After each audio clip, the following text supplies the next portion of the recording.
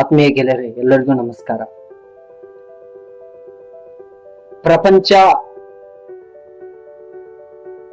ಪ್ರಪಂಚದಿಂದ ನಾವು ಬಿಟ್ಟು ಹೋಗ್ಲಿಕ್ಕೆ ಇದೆ. ಪ್ರಪಂಚ ನಮ್ಮನ್ನು ಬಿಟ್ಟು ಹೋಗ್ಲಿಕ್ಕಿದೆ ಅಂತ ಅಲ್ಲ, ಪ್ರಪಂಚ ನಾವು ಬಿಟ್ಟು ಹೋಗ್ಲಿಕ್ಕೆ. ಆ ಸಮಯದಲ್ಲಿ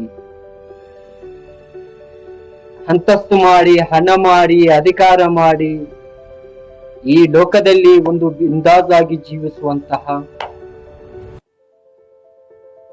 ಒಂದು ಕಾರ್ಯ ಇದೆಯಲ್ಲ, ನಾವು ಆಡಂಬರದಿಂದ ಇರುತ್ತೇವೆ, ಖುಷಿಯಿಂದ ಇರುತ್ತೇವೆ, ಇರುವಂತಹ 3 ದಿವಸ ನಾವು ಸಂತೋಷವಾಗಿ ಇರುತ್ತೇವೆ ಅಂತ ನೀವು ಕೇಳ್ಬೋದು. ಅಲ್ಲ ಗುರು, ಅದು ಒಳ್ಳೇದಲ್ಲ, ನಾವು ಹಾಗೆ ಯೋಚನೆ ಮಾಡುವುದು ಅಂತ.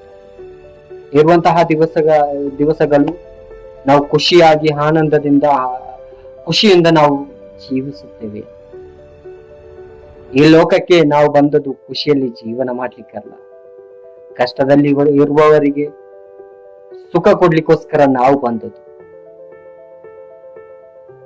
ದೇವನು ಎನ್ನುವಂತಹ ನಮಗೆ ಸೃಷ್ಟಿ ಮಾಡಿದಂತಹ ದೇವನು ಸುಮ್ಮನೆ ಕಲಿಸಿಕೊಡ್ಲಿಲ್ಲ. ನೀವು ಎಂಜಾಯ್ ಮಾಡಿ ಬನ್ನಿ ಇಲ್ಲಿ, ಆನಂತರ ನೀವು ತೀರ್ಕೊಂಡು ಹೋದ ನಂತರ ಇಲ್ಲಿ ಬಂದು ಸುಖವಾಗಿ ಮಲಗಬಹುದು ಅಂತ ನೀವು ಭಾವಿಸಬೇಡಿ.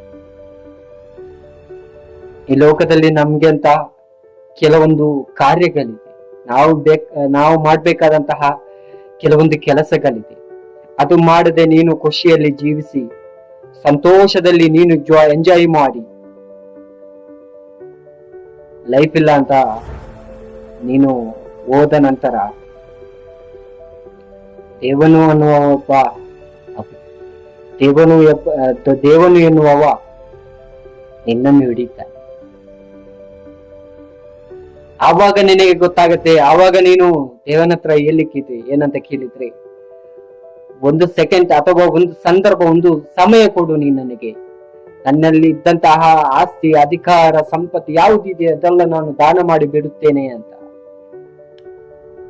ಆವಾಗ ದೇವನು ಹೇಳಿಕ್ಕಿದೆ, ಇನ್ನು ನಿನಗೆ ಸಮಯ ಇಲ್ಲ. ಈ ವಿಶ್ವಾಸ ಯಾರು ನಂಬ್ತಾರೋ ಬಿಡ್ತಾರೋ ಬೇರೆ ವಿಷಯ.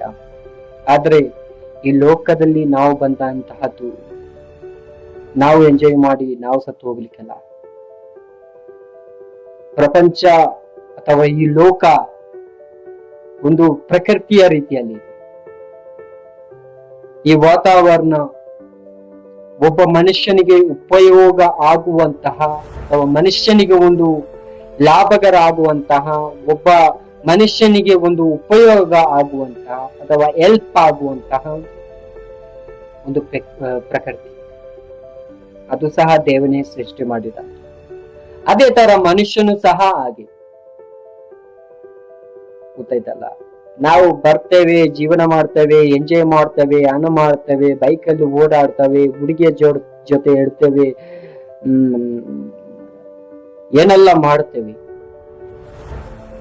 ಅದಲ್ಲ, ಸ್ವಲ್ಪ ನೀವು ಯೋಚನೆ ಮಾಡಿ. ಬಡ ಜನರನ್ನು ಯೋಚನೆ ಮಾಡಿ, ಏನು ಇಲ್ಲದವರನ್ನು ಸ್ವಲ್ಪ ಯೋಚನೆ ಮಾಡಿ. ಕಾಲಿಲ್ಲದವನಿಗೆ ನೀವು ಕಾಲಾಗಿ ನಿಲ್ಲಿ, ಕೈ ಇಲ್ಲದವನಿಗೆ ಕೈಯಾಗಿ ನಿಲ್ಲಿ, ಕಣ್ಣಿಲ್ಲದವನಿಗೆ ಕಣ್ಣಾಗಿ ನಿಲ್ಲಿ.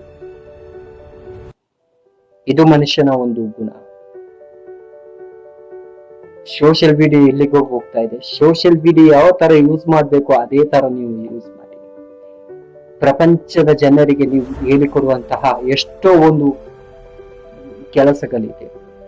ನಿಮ್ಮನ್ನು ನೀವು ಗುರುತಿಸುವಂತಹ ಸೋಷಿಯಲ್ ಮೀಡಿಯಾ ಅವಶ್ಯವಾಗಿದೆ.